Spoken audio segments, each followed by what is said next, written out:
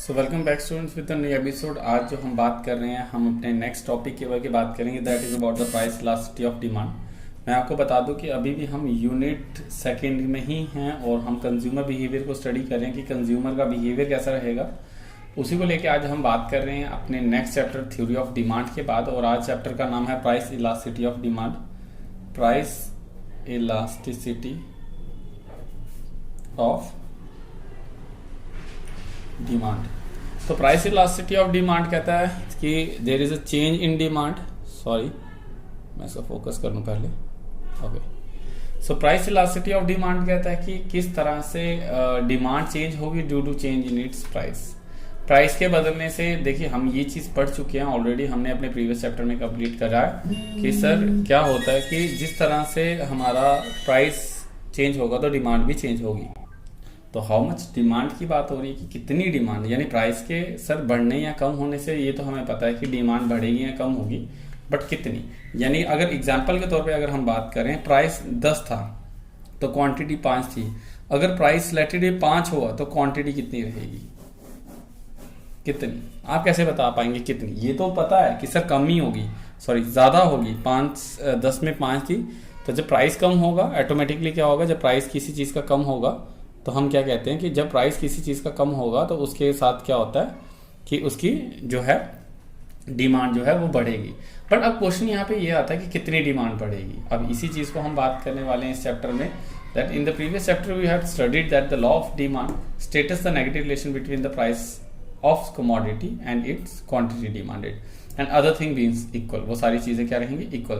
दस the law of demand talks about the directions of change. हमने बता दिया कि वो सिर्फ डायरेक्शंस ऑफ चेंज की बात करता है। It does not discuss the degree of change, कितनी चेंज होगी। चेंज तो होगी बट उसने ये नहीं कहा कि कितनी चेंज होगी, और यही हम इस चैप्टर में अपने पढ़ने वाले हैं। So the concept of elasticity of demand is used to measure the magnitude और the degree of the change in the quantity demanded due to change in factor affecting the demand of a commodity. तो आपको यही चीज हम इस chapter में पढ़ाएंगे कि क्या क्या कैसे कितनी होगी।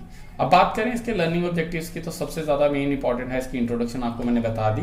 इसके बाद हम प्राइस इलास्टिसिटी ऑफ डिमांड की डिग्रीज की बात करेंगे एंड देन आफ्टर इसके मेथड्स की बात करेंगे और इसके लास्टली फैक्टर्स। तो 3 चीजें हम इसमें पढ़ने वाले हैं इस चैप्टर में।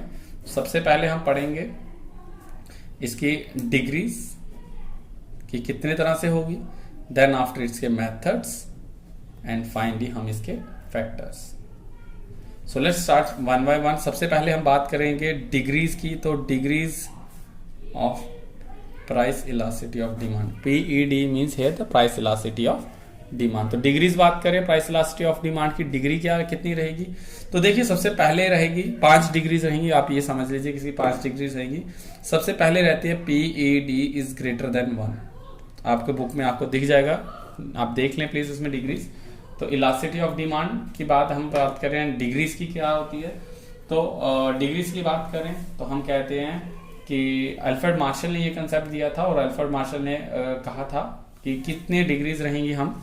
तो सबसे पहले हम बात करेंगे price elasticity of is greater than 1। आप ऐसा समझ लें कि अगर सपोज करो प्राइस 10% चेंज होगा और क्वांटिटी अगर सपोज कीजिए ऐसा 20% चेंज हो रही है उसकी वजह से, तो elasticity of demand equals to 2 रहेगी। इसके लिए आप सिंपल सा एक फॉर्मूला लिख लें अपने पास। ये जो हमारे पास फॉर्मूला रहेगा, PED is equal to percentage change in quantity demanded due to percentage change in its price. Simple language में क्या, price elasticity of demand shows that the percentage change in quantity demand, कितनी percentage demand change हो रही है due to change in percentage in price. Percentage के price के बदलने से कितनी कर डिमांड चाहिए। तो मैं कहता हूं कि प्राइस 10% बदलेगा तो डिमांड 20% बढ़ेगी या बदलेगी। तो क्या आएगा, 20 डिवाइडेड बाय 10 इक्वल्स टू 2। तो ग्रेटर देन 1 मतलब greater than unitary. Greater than, इसको क्या नाम देते हैं हम, greater than unitary. Greater than unitary कहेंगे हम इसको। तो हम कहते हैं कि sir price elasticity of demand is greater than unitary, यानी कि 1 से ज्यादा। अब देखो 2 गुना, अगर 10% प्राइस हो रहा है तो क्वांटिटी 20% बदल रही है, 2 गुना, इट्स 2 टाइम। तो ग्रेटर देन 1 मतलब 1 से तो ज्यादा हुई। तो ये कहां पे होगी, इसको कहते हैं हम लोग सुपीरियर गुड्स में। जब कोई चीज महंगी होगी उसका हल्का सा भी रेट अगर कम होगा तो उसकी डिमांड ज्यादा बढ़ेगी, और अगर कम ज्यादा होगा तो उसकी डिमांड ज्यादा टूटेगी। सबसे सेकंड बात करेंगे डिग्रीज की, तो PED equals to 1, it's called the price elasticity of demand is unitary. इसको क्या कहेंगे हम, इज यूनिटरी। यूनिटरी का यहाँ पे मतलब है 1, तो यूनिटरी इसका मतलब होगा प्राइस अगर 10% चेंज हुआ तो क्वांटिटी डिमांड भी कितनी परसेंट चेंज होगी, 10%। प्राइस 10% चेंज हुआ तो क्वांटिटी डिमांड भी कितनी परसेंट चेंज हुई, 10% चेंज हुई। तो अगर PED निकालें इसका तो 10/10 इक्वल्स टू 1, यानी कि अगर जितना परसेंटेज प्राइस चेंज होगा उतनी ही परसेंटेज उसकी डिमांड चेंज होगी। डायग्रामेटिकली हम इनको बना लें, सॉरी ऊपर वाले की डायग्राम आप इस तरह से जेंटल स्लोप बनाएंगे कि, और ये डायग्राम आपको बताएगी कि हल्के से प्राइस चेंज होने पे देखो Q से Q1 कितनी ज्यादा क्वांटिटी चेंज हो रही है, जबकि प्राइस P से P1 हल्का सा चेंज हो रहा है। तो कितना कम प्राइस चेंज हो रहा है और डिमांड कितनी ज्यादा चेंज हो रही है, ये होता है ग्रेटर देन 1 की। जबकि हम इसकी डायग्राम की बात करें तो आपको दिखेगा कि इसमें इक्वली रहेगी। ये देखिए जितना आपका प्राइस चेंज हो रहा है P से P1 उतना ही आपका Q से Q1, जितना इसमें चेंज हुआ इतना ही इसमें चेंज हुआ, जितनी परसेंट प्राइस चेंज हुई उतना ही है इसमें। परसेंटेज प्राइस कम चेंज हुआ था, क्वांटिटी ज्यादा चेंज हुई थी। ऐसे ही हमारा थर्ड केस आता है, इसको कहते हैं हम लोग प्राइस इलास्टिसिटी और demand is less than 1, it's called less than unitary. याद रखिएगा ये सिंपली आपको आएगा explain the degrees of price elasticity और डिमांड। तो आपको ये डायग्राम्स और यही चीजें को हल्का हल्का एक्सप्लेन करना है। अब लेस देन 1 का एग्जांपल ले तो हम कहते हैं कि लेट इट बी प्राइस जो है वो 10% चेंज हो रहा है, बट क्वांटिटी डिमांड जो है वो सिर्फ 5% चेंज, यानी कि इंफीरियर गुड्स है। यानी कि प्राइस तो चाहे चेंज हो जाए लेकिन हम इतना ज्यादा उसमें डिमांड में चेंज नहीं लाएंगे। तो PED क्या आएगा, इट्स मीन्स 5/10 विच मीन्स 0.5%, ये आएगा 0.5। तो 1 से कम है तो ये होगी लेस देन यूनिटरी, 1 से कम है। और इसकी डायग्राम को अगर डायग्रामेटिकली समझे आप तो इसकी डायग्राम बिल्कुल स्लॉट होगी। देखो ये जो कर्व है ये डिमांड कर्व है, तो इसकी ये कहेगी इस तरह से। तो आप देखेंगे सर, सॉरी इसको देखेंगे अगर, तो क्वांटिटी सर कम चेंज हो रही है जबकि प्राइस ज्यादा चेंज हो रहा है। तो इसमें देखिए आप प्राइस ज्यादा चेंज हो रहा है, प्राइस जो है वो ज्यादा चेंज हो रहा है और क्वांटिटी कम चेंज हो रही है। तो इसमें कहते हैं price elasticity demand is less than 1। अब फोर्थ अगर बात करें, this one is a fourth, तो फोर्थ कहता है कि प्राइस इलास्टिसिटी ऑफ डिमांड जो होगी is perfectly elastic. Perfectly elastic book में बिल्कुल दिखा गया है, आप परफेक्टली इलास्टिक को देखें, यानी कि आपका प्राइस कांस्टेंट रहेगा और डिमांड चाहे कितनी भी चेंज हो जाए, प्राइस जो है वो कांस्टेंट रहेगा, डिमांड आप जितनी भी चेंज कर लें, Q1 Q2 Q3 आप कितनी भी डिमांड चेंज कर ले लेकिन उसका प्राइस स्टेबल रहेगा। ये वन टाइम इन्वेस्टमेंट की तरह होता है।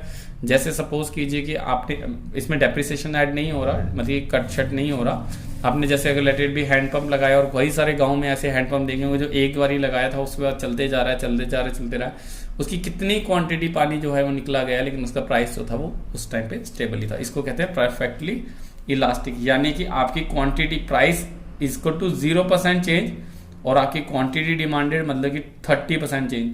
तो आप 30 डिवाइडेड बाय 0 करोगे तो आंसर इन्फिनिटी आएगा। इन्फिनिटी क्यों आएगा इसमें, क्योंकि डिनोमिनेटर जब 0 होगा तो आप इसलिए इसका इन्फिनिटी रहेगा। एंड फिफ्थ जो रहने वाला है आपका, that is about the perfectly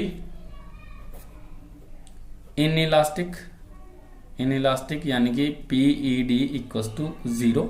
क्यों रहेगा 0, ये कहता है कि डायग्रामेटिकली आप इसको समझे। यहाँ पे देखें अगर आप, तो ये क्या कहता है कि अगर आप इस तरह से बनाएं, क्वांटिटी उतनी रहेगी, आप प्राइस चाहे कम रखें प्राइस चाहे ज्यादा रखें, quantity will remain same, P से P1। कम करें या ज्यादा करें प्राइस उतना। ये डॉक्टर इमरजेंसी के टाइम पे होता है कि डॉक्टर ने अगर 2 टैबलेट्स कही है, क्वांटिटी 2 लेनी है, चाहे 10 रुपए की टैबलेट है या 1000 रुपए की टैबलेट है, आप 2 ही वो लेंगे। तो क्वांटिटी डिमांड जो है वो 0% चेंज होगी चाहे प्राइस इसका 10 हो। तो अगर 0 डिवाइडेड बाय 10 करेंगे तो आंसर इसका 0 ही रहेगा। तो इसमें ज्यादा कुछ भी नहीं है बच्चा, बड़ा इजी सा 5 डिग्रीज में हमने इसको एक्सप्लेन किया। यहाँ पे अगर आप देखें इसको, प्लीज इसको ध्यान से देख लें। सॉरी, तो पहला आता है हमारा price elastic demand is 1 greater than 1 equals to 1 less than 1 infinity and 0। तो जो हमने सबसे पहले हमने टॉपिक पढ़ा that is about the degrees of price elasticity of demand. इस चैप्टर में यही आएगा, degrees of price elasticity of demand की कितनी डिग्रीज होती है। तो 5 डिग्रीज के हम इसको एक्सप्लेन करते हैं। ये सिंपली आएगा, इसको डायग्रामेटिकली भी आप एक्सप्लेन कर सकते हैं, एग्जाम्पल के थ्रू देख सकते हैं। आपकी बुक में भी ये दिया होगा इलास्टिसिटी ऑफ डिमांड का, सिंपली इंट्रोडक्शन देने के बाद आप इसको स्टार्ट कर सकते हैं। अब बात करें इसके मेथड्स की, let me explain with the help of this methods. तो अब मेथड्स की अगर बात करें हम, तो 3 मेथड्स होते हैं। एक है हमारा परसेंटेज मेथड, पहला लिखेंगे आप परसेंटेज मेथड। प्लीज मैं जब बोलता हूं आप उसको साथ साथ लिखें, मैं भी लिखता हूं आप भी लिख लेंगे। That is second one is income method, ठीक है। परसेंटेज मेथड है, इसमें इनकम मेथड है, ज्योमेट्रिक मेथड, या इनकम मेथड को आप इनकम मेथड है, एक्सपेंडिचर मेथड करें इसको, एक्सपेंडिचर मेथड एंड ज्योमेट्रिक या आर्क मेथड। ये दोनों हमारे सिलेबस में नहीं है, हम इसको नहीं करेंगे, हम सिर्फ और सिर्फ करेंगे अपना परसेंटेज मेथड। तो हम किस पे काम करने वाले हैं, इस पे परसेंटेज मेथड। याद रखिएगा इसी पॉइंट से न्यूमेरिकल आता है आपका, एक न्यूमेरिकल हमेशा आएगा, 101% आएगा। डिमांड दोनों चैप्टर में से अगर उसमें से थ्योरेटिकल आएगा तो इसमें से न्यूमेरिकल आएगा। मेथड्स की बात करें तो इसके 2 मेथड्स चलते हैं, मैं यहाँ पे दोनों को एक्सप्लेन कर रहा हूँ 1 by 1। सो PED आएगा आपका simply, that is the percentage change in quantity demanded upon percentage change in price, ठीक है। पहला क्या है, percentage change in quantity demanded upon percentage change in price. और दूसरा मेथड है PED equals to minus P upon Q into delta Q upon delta P। Remind रखें ये डेल्टा जो है, ये वाला साइन, ये मतलब है चेंज इन क्वांटिटी। इसका मतलब क्या है, डेल्टा मीन्स चेंज, यहाँ पे भी लिखा हुआ मैंने delta, and this one is a delta.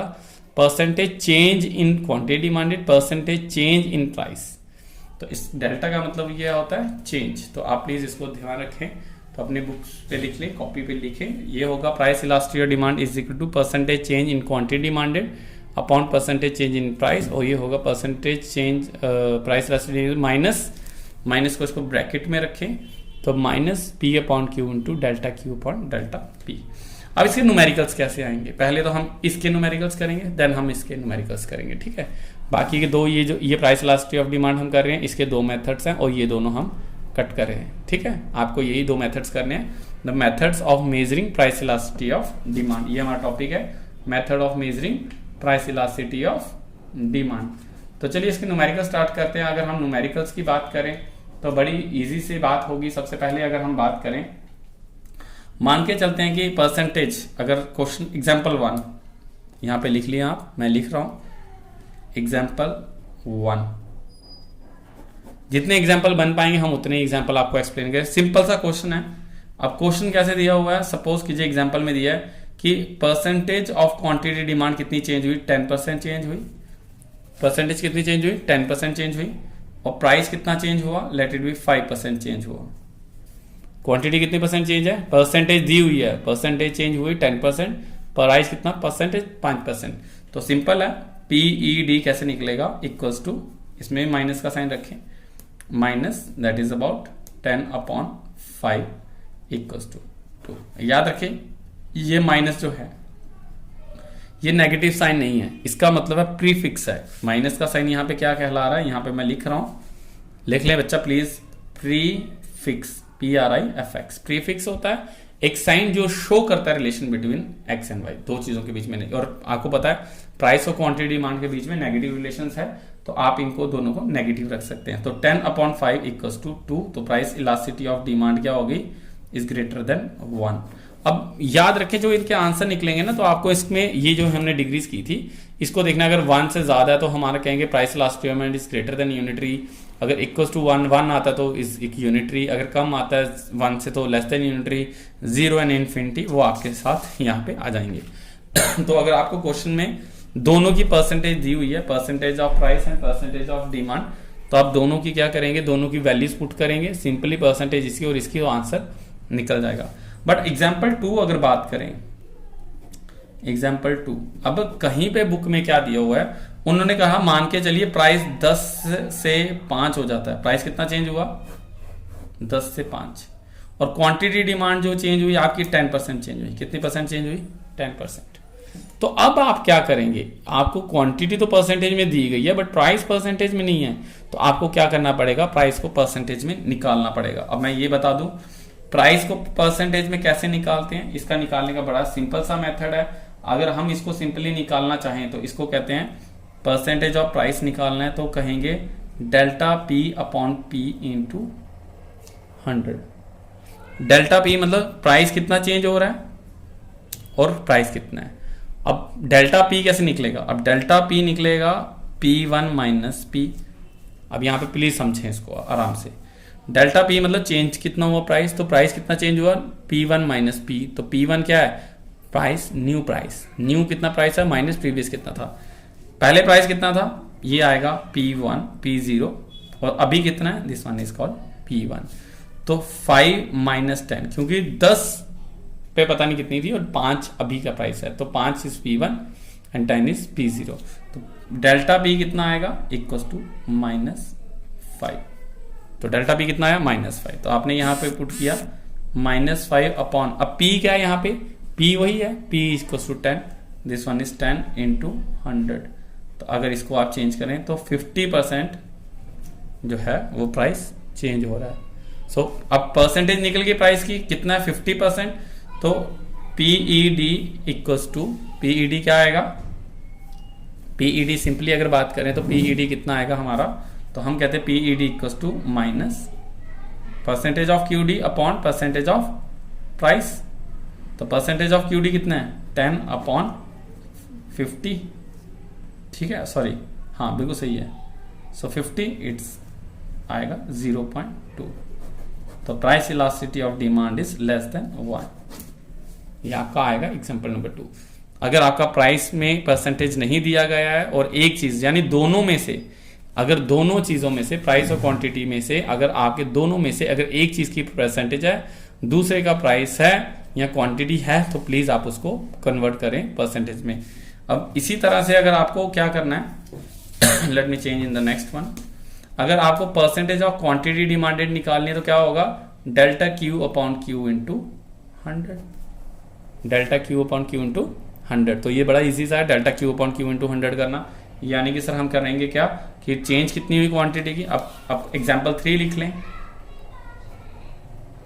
ये आपका सॉल्व करने का काम है, मैं इसको सिर्फ दिखाऊंगा आपको। प्राइस अगर सपोज कीजिए उन्होंने कहा 10% चेंज हुआ, प्राइस कितना चेंज हुआ 10%, और क्वांटिटी डिमांड कितनी चेंज हुई due to change in the price, तो हम कहते हैं 10 से ये 20 हो गई। तो मैं बता दूं ये Q1 है और ये Q है, तो इसकी परसेंटेज निकाल के आप इसको सॉल्व करेंगे अपनी कॉपी पे और मैं आप इसको फोटो क्लिक के व्हाट्सएप पे मुझे भेजेंगे। तो ये आपका होमवर्क है, आप इसको परसेंटेज में QD करेंगे और फॉर्मूला लगा देंगे percentage of QD upon percentage of price, और जो भी आपका आंसर आएगा वो हमें लिख के जरूर भेजें। अब बात करें नेक्स्ट फॉर्मूले की। अब हम बात करें, देखिए इसमें से इतना ही निकलेगा। अब बात करें नेक्स्ट फॉर्मूले की, तो नेक्स्ट फॉर्मूला इजी है। तो हम कहते हैं सर अगर इनकेस ऐसा हो कि ना ही प्राइस की परसेंटेज दी जाए और ना ही हमें परसेंटेज दी जाए हमें क्वांटिटी डिमांड की। एग्जाम्पल 4 पे आते हैं। एग्जाम्पल 4 यानी कि कितने टाइप के क्वेश्चंस आएंगे आपको, वही बात डिस्कस कर रहे हैं हम न्यूमेरिकल्स में, कितनी तरह के क्वेश्चंस आ सकते हैं। अब सिंपल है, इसमें एक ही बात करें तो ये दिया हुआ है हमें, सपोज करो टेबल, हमें क्वेश्चन दिया गया कि प्राइस 10 था तो चीजें 5 खरीद रहे थे और प्राइस 5 होने पे हम चीजें 10 खरीद रहे हैं। क्लियर है, जब 10 प्राइस था तो 5 चीजें ले रहे थे, अब 5 प्राइस हो गए तो 10 चीजें ले रहे हैं। तो this one is P and this one is P1, this one is Q and this one is Q1। आप ये याद रखें कि जो पुराना प्राइस होता है वो P और पुरानी क्वांटिटी Q रहेगी, न्यू प्राइस P1 और नई क्वांटिटी जो होगी हमारी Q1 हो जाएगी। अब इसमें हम फॉर्मूला लगाएंगे PED इक्वल्स टू माइनस का sign, that is P upon Q into delta Q upon delta P। ये हमारा सेकंड फॉर्मूला है। तो आपको इसी क्वेश्चन से पता चल जाए जब परसेंटेज में कुछ नहीं दिया गया तो हम इसको क्या करेंगे, इस मेथड से निकालेंगे। यही मेंशन होता है, अगर परसेंटेज दी जाए तो आपको पता है कि परसेंटेज मेथड लगाना है, अगर परसेंटेज दिया ही नहीं गया तो इट मींस हमें यही मेथड यूज करना है। सो अब इसको कैसे करेंगे हम, माइनस का साइन, P कितना है हमारा 10, Q कितना है हमारा 5 इंटू डेल्टा Q। अब डेल्टा Q क्या होगा, Q1 minus Q, 10 minus 5 equals to 5 upon delta P, P1 minus P, it means -5। ठीक है, तो आप मेरे हिसाब से तो आप सिंपल क्या करें, कट करना चाहे तो इसको कट कर सकते हैं 1 by 1 एंड 2, तो आंसर आएगा माइनस माइनस साइन कैंसिल, तो PED इक्वल्स टू 2। तो ज्यादा कुछ नहीं है इसमें, कोई मैथमेटिक्स नहीं है, न्यूमेरिकल के डराया जाता है इकोनॉमिक्स में, ऐसा कुछ भी नहीं है न्यूमेरिकल्स में, सिंपली डिविजन्स है। इसको भी आप 5 2 ये कर सकते हैं, 5 कैंसिल करके 1 आ जाता, तो वो भी आपका सॉल्व हो सकता है। जैसे आपको अच्छा लगे, आप एलसीएम लेके करना चाहें, आप कैसे भी करना चाहें, आप इनको कर सकते हैं। तो इसमें कोई भी ज्यादा घबराने वाली बात नहीं है कि आप इसको कैसे करेंगे। तो आपके क्वेश्चन इसी तरह से रहने वाले हैं। तो आपके दोनों मेथड्स जो हैं, अब दोनों मेथड्स की बात करें तो हम अपने बच्चों को बता दें, जो हमने ये दोनों मेथड्स किए, परसेंटेज मेथड में एक ये मेथड था और एक ये था, हम दोनों से सॉल्व कर चुके हैं। आपको इसी तरह के क्वेश्चंस आएंगे, इसके अलावा आपको कोई भी एग्जाम में क्वेश्चंस नहीं आने वाले। Is that clear? अब जो लास्ट इसका टॉपिक है, that is about the factor affecting the price elasticity of demand. मैं यहां पे लिखूं, that is called factor affecting. कौन से ऐसे फैक्टर्स हैं जो अफेक्ट कर रहे हैं, अफेक्टिंग किसको? प्राइस इलास्टिसिटी ऑफ डिमांड को। प्राइस इलास्टिसिटी ऑफ डिमांड की यानी कि क्या हो सकता है कि PED इज ग्रेटर देन 1 हो जाए, या price elasticity of demand equals to 1 हो जाए, या price elasticity of demand equals to less 1 हो जाए, इंफिनिटी हो। ऐसे कौन से फैक्टर्स हैं, कौन सी ऐसी चीजें हैं जो कि ये सब कुछ करती हैं? अब हम उसी के बारे में बात करेंगे। आप अपनी कॉपीज देख लें, बुक देख लें प्लीज। ये क्वेश्चन थ्योरेटिकल है और ये 101% ज्यादातर चांसेस होते हैं इसके आने के। एक न्यूमेरिकल क्वेश्चन रहता है जो 3 से 4 नंबर में रहेगा, या price degrees of price elasticity of demand रहेगी। और तीसरा जो है हमारा फैक्टर्स, मैं आपको दिखा दूं, हमने अपने यहीं पे चैप्टर में कहा था कि स्टार्टिंग में कि हम डिग्रीज करेंगे, हम मेथड करेंगे और फैक्टर्स करेंगे। सो अब फैक्टर्स की बात आ रही है तो that is called the factor affecting the price elasticity of demand. तो हम सबसे पहले बात करते हैं अवेलेबिलिटी ऑफ क्लोज सब्सटीट्यूट। क्या उसका क्लोज सब्सटीट्यूट है? एग्जाम्पल के तौर पे अगर बात करें तो अगर चीज की बात करें, ये है हमारा पेन, तो अगर इस पेन के सब्सटीट्यूट इजीली अवेलेबल हो रहा है, इस पेन का हमारे पास सब्सटीट्यूट है, तो डिपेंड करता है कि इसकी जो है डिग्रीज कैसी होगी, हाई होगी या कम होगी। So if the close substitute of the commodities are available, its demand is going to be highly elastic because of the small increase in the price, इसका डिमांड कम हो जाएगी। अगर इसने ये भी 5 का पेन है और ये भी 5 का पेन है, अगर इसने हल्का सा भी प्राइस को बढ़ाया 6 या 7 किया, तो इसकी डिमांड पे ज्यादा गिरावट देखने को मिलेगी क्योंकि इसका सब्स्टिट्यूट अवेलेबल है। बट अगर इसका सब्स्टिट्यूट अवेलेबल नहीं होगा तो क्या होगा कि अगर ये प्राइस बढ़ा भी लेगा तो इसके कोई भी असर डिमांड पे ज्यादा देखने को नहीं मिलेगा, तो डिमांड क्या हो जाएगी? लेस इलास्टिक रहेगी। आपने दोनों लिखने हैं, दोनों मेंशंस करने हैं कि अगर सब्स्टिट्यूट अवेलेबल है तो डिग्री कैसी है, और अगर सब्स्टिट्यूट अवेलेबल नहीं है तो डिग्री कैसी है। तो मैंने आपको दोनों बता दिया। अगर इसका सब्स्टिट्यूट अवेलेबल है तो elasticity of demand is greater than 1 रहेगी, हाईली इलास्टिक रहेगा क्योंकि इसके प्राइस बढ़ने से लोग इस पे शिफ्ट हो जाएंगे क्योंकि अवेलेबल है इसका सब्स्टिट्यूट। बट अगर इसका सब्स्टिट्यूट नहीं है तो ये जितना भी प्राइस बढ़ा ले, इसका सब्स्टिट्यूट जो इसका डिमांड पे, प्राइस डिग्री पे इफेक्ट नहीं करेगा। सेकंड बात करें हम हैबिट्स की। आप हैबिट्स प्लीज अपने अपने पॉइंट्स अपने अपने बुक्स में अलग अलग होंगे तो आप देख लें, अगर आपके सेम है तो आप ऊपर नीचे देख लें। सो इसकी हैबिट्स, अगर हैबिट्स की बात करें, जो ड्रिंक करते हैं, जो ड्रिंक करनी, जिन्होंने ड्रिंक करनी है, जो स्मोकिंग है हुए, चाहे आप उनके रेट बढ़ाएं या कम करें, उनकी price elasticity of demand equal to 0 ही रहेगी। उनमें कोई इलास्टिसिटी चेंज नहीं होगी, ज्यादा चेंज देखने को नहीं मिलेगा। ठीक है, तो हैबिट्स एक ऐसी चीज है, जिनके ड्रग्स हैं, जिन्होंने पैसे लेने हैं, खाने हैं, ड्रग्स लेने हैं, आई डोंट नो, खाते हैं, पीते हैं, जो भी होता है, तो वो जो करेंगे वो वैसा करेंगे ही करेंगे। थर्ड, अगर बात करें हम नेचर ऑफ द कमोडिटी। अब नेचर ऑफ द कमोडिटी की बात करें, अगर तो चीज बेसिक है, नेचर कैसी चीज है, वो 3 चीजें होंगी, या तो बेसिक होगी, या लग्जरी होगी, या कंफर्ट्स की होगी। तो अगर लग्जरी है सो डिमांड फॉर बेसिक जो होगी वो इन इलास्टिक रहेगी। जो बेसिक चीज है, नेचर ऑफ कमोडिटी का मतलब बेसिक। अब बेसिक चीज है तो भैया उसको तो लेना ही लेना, चाहे प्राइस जितना भी हो। आटा चावल दाल जो खाना है वो खाएंगे, तो उसके जितने भी रेट होंगे हमें वो फूड ग्रेन्स वगैरह लेनी है। अगर बात लग्जरी की है, महंगी चीजें हैं, ज्वेलरी है, कार है, ये है, तो उसका इलास्टिक रहेगा। इलास्टिक मतलब वो चेंज होता रहेगा, डिपेंड करेगा कि रेट कैसा है। और अगर वो कंफर्ट में है तो वो नाइदर इलास्टिक रहेगी ना ही ज्यादा इन इलास्टिक रहेगी, लाइक फैन, रेडियो, टीवी। तो कंफर्ट वाली जो हमारे घर में फैन है तो हम देख लेंगे, अगर जरूरत है तो लेंगे, डिपेंड करे price, that is up to the situation. Fourth बात करें, that is about the time period, कितनी देर के लिए चाहिए हमें पेन, कितनी देर के लिए चाहिए, छोटा वाला फोन कितनी देर के लिए चाहिए। तो अगर तो वो ज्यादा देर चाहिए, अगर पता कि जरूरी और चाहिए लाइक डिमांड फॉर टीवी या लॉन्गर टाइम है, तो वो मोर इलास्टिक रहेगी। क्या रहेगी? मोर इलास्टिक। मैं आपको हर चीज बता रहा हूं, अगर लॉन्गर टाइम के लिए तो वो मोर इलास्टिक रहेगी और शॉर्टर टाइम के लिए तो वो लेस इलास्टिक रहेगी। उसका प्राइस जितना मर्जी बढ़ेगा, हम उसकी क्वांटिटी को कम ही करेंगे, क्यों पता थोड़ी देर कही तो एडजस्टमेंट करनी है। आपकी बुक में ऐसा नहीं लिखा तो आप प्लीज उसको लिख लें। अब बात आती है different use of commodities. Fifth आता है हमारा यूज ऑफ द कमोडिटीज, हम उसको कितना यूज करना चाहते हैं, कितना जरूरी है वो, मतलब कि कितना है। अगर तो एक चीज बड़ी ज्यादा यूज होती है like electricity, fan, AC, TV, fridge, washing, हर चीज इलेक्ट्रिसिटी चल रही है, तो उस केस में अगर बात करें तो अगर उसके बहुत ज्यादा यूजेस हैं तो it demand is likely to be elastic. जैसे मिल्क हो गया, आपकी इलेक्ट्रिसिटी होगी, तो इस केस में वो क्या रहेगी? इलास्टिक रहेगी। एंड उसका अगर ज्यादा यूज नहीं है, रेट बढ़ा दिया अचानक से, अगर रेट ज्यादा बढ़ जाए तो उसको देखा जाएगा तो डिमांड बहुत कम चेंज होगी, तो हम क्या कहेंगे? उसको लेस इलास्टिक में रहेगी। सिक्स्थ वन कहें तो लेवल ऑफ इनकम भी डिपेंड करता है। लेवल ऑफ इनकम, अगर आप इनकम ज्यादा है तो आपको कोई फर्क नहीं पड़ेगा रेट क्या है, कितना है।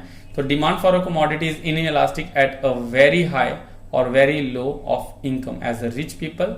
और क्योंकि वो बॉदर नहीं करेंगे कितना महंगी है कितनी सस्ती है, उसमें बहुत कम फैक्ट करेगा हमारी प्राइस को, इलास्टिसिटी ऑफ डिमांड को प्राइस के बदलने से, क्योंकि उनके पास पैसा है। बट अगर वो मिडिल क्लास पर्सन है तो उनकी डिमांड जो रहेगी वो इलास्टिक रहेगी, इन इलास्टिक रहेगी, लेस इलास्टिक रहेगी रिच के लिए और इलास्टिक रहेगी पुअर के लिए। And the level of prices, definitely level of prices क्या रहेगा? 7 पॉइंट लिख लें आप, लेवल ऑफ प्राइसेस। तो लेवल ऑफ प्राइस कैसा है उसका?